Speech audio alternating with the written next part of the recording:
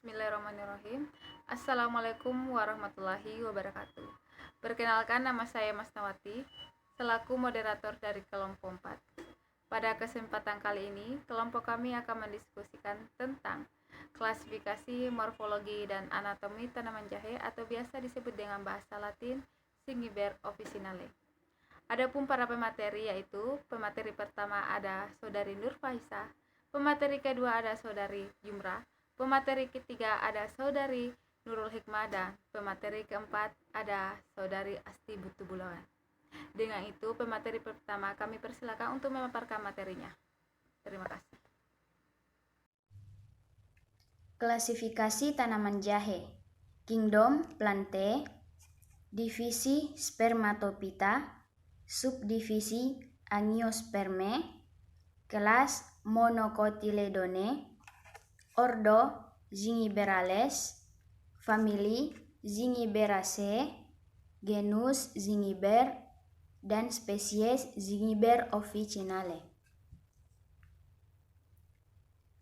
Morfologi dari tanaman jahe.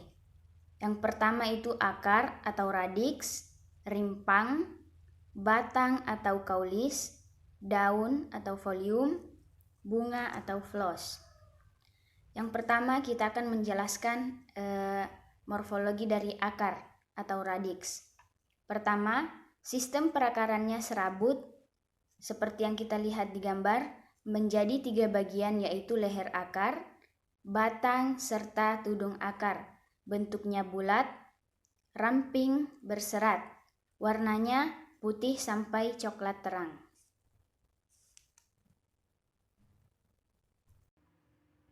Untuk materi kedua, kami persilakan untuk Saudari Jumrah untuk memaparkan materinya. Terima kasih. Baiklah, saya akan melanjutkan presentasi dari teman saya, yakni rimpang. Rimpangnya berbuku-buku, gemuk, agak pipi, dan membentuk akar serabut, seperti yang ada di gambar. Selanjutnya adalah batang atau kaulis. Batangnya semu, tumbuhnya tegak dan tidak bercabang, berwarna hijau tua, bentuknya bulat, serta dilapisi bulu-bulu halus. Ini adalah gambarnya. Selanjutnya materinya akan dilanjutkan oleh teman saya. Dan selanjutnya kami persilakan kepada Saudari Nurul Hikmah untuk mempresentasikan materi ketiga. Terima kasih. Bagian selanjutnya dari tanaman jahe yaitu daun atau folium. Dapat dilihat pada gambar, daun pada tanaman jahe ini termasuk daun yang tidak lengkap karena hanya terdiri atas tangkai daun atau petiolus dan helaian daun atau lamina saja. Dapat dilihat bahwa bentuk helaian daunnya sempit dan memiliki panjang sekitar 15 sampai 25 cm, sedangkan lebarnya sekitar 1,5 cm. Helaian daunnya terdiri dari tepi daun atau biasa disebut dengan margo foli, pangkal daun atau basis foli, dan ujung daun atau biasa disebut dengan apex foli. Tanaman jahe memiliki tepi daun yang rata, pangkal daun yang tumpul, dan ujung daun yang meruncing atau biasa disebut dengan acuminatus. Hampir sama dengan ujung daun yang runcing, hanya saja titik pertemuan tepi daun di ujung daunnya itu mengalami penyempitan dan memanjang sehingga membentuk sudut yang lebih lancip dibandingkan dengan ujung daun yang runcing saja. Selanjutnya yaitu bangun daunnya adalah bangun garis yang disebut dengan linearis. Daunnya tumbuh berselingan, maksudnya antara daun yang pertama dengan daun yang kedua itu tumbuhnya tidak sejajar, tetapi tumbuhnya selang-seling. Selanjutnya dapat dilihat pada gambar mengenai pertulangan daunnya. Pertulangan daun pada tanaman jahe ini yaitu sejajar dan memiliki permukaan daunnya licin.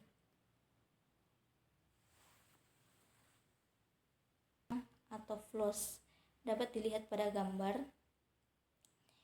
Bunga pada tanaman jahe ini termasuk bunga majemuk, yaitu terdiri dari banyak bunga yang terkumpul dalam satu tangkai bunga. Bunga majemuk tanaman jahe ini berupa malai yang tersemul dari permukaan tanah dan berbentuk tongkat dan bulat telur.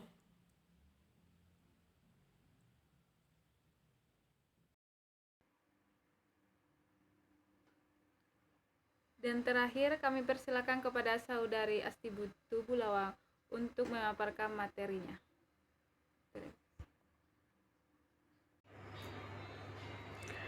Baik, saya akan melanjutkan presentasi dari teman kelompok saya. Materi selanjutnya yaitu anatomi tanaman jahe.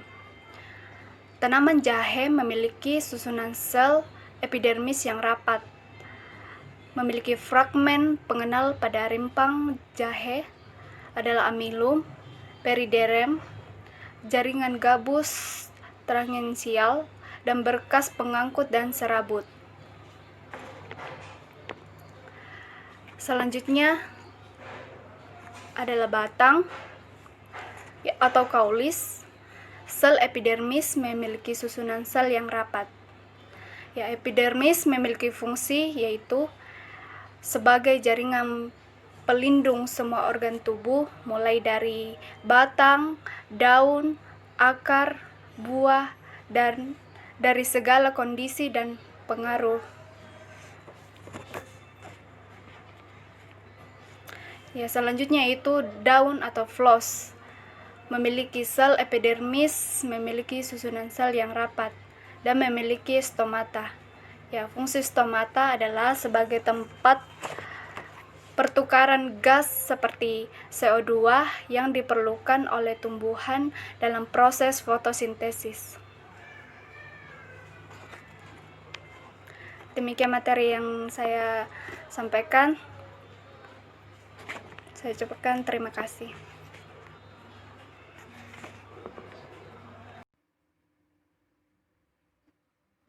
Sekian hasil presentasi kami. Lebih dan kurangnya mohon dimaafkan.